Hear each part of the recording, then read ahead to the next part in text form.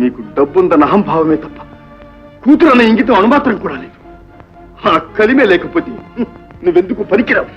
కలిమిలేములు కావడికుండా డబ్బు వస్తుంది పోతుంది, కానీ మనుషులు మమతలే శాశ్వతాలు.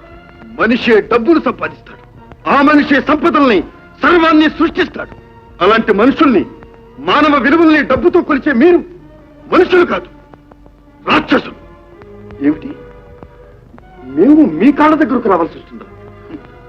రాదు, ఎన్నటికీ రాదు. మీ మా మధ్య పెరిగిన ఈ ఆస్తులు అంతస్తులు నశించే వరకు మళ్ళీ మీ ముఖం కూడా నేను చూడను. ఎప్పటికైనా మీరే మా కాళ్ళ దగ్గరకు రావాల్సి వస్తుంది. అంతవరకు మీ గడపే కాదు, ఈ నేను కూడా నేను తొక్కాను. చచ్చిపోయిన నా తల్లి సాక్షిగా నేను చెబుతున్నాను. పద పార్వతి, పద. పార్వతి, పార్వతి, అమ్మా పార్వతి, పార్వతి, పుట్టింటి నుంచి పసుపు కుంకం తీసుకోకుండా వెళ్ళకూడదమ్మా.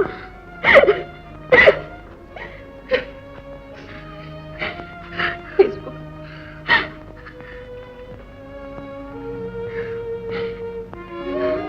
ఇవి కూడా తీసుకోమ్మా. వద్దమ్మా, పుట్టింటికి నాకు రుణం తీరిపోయి.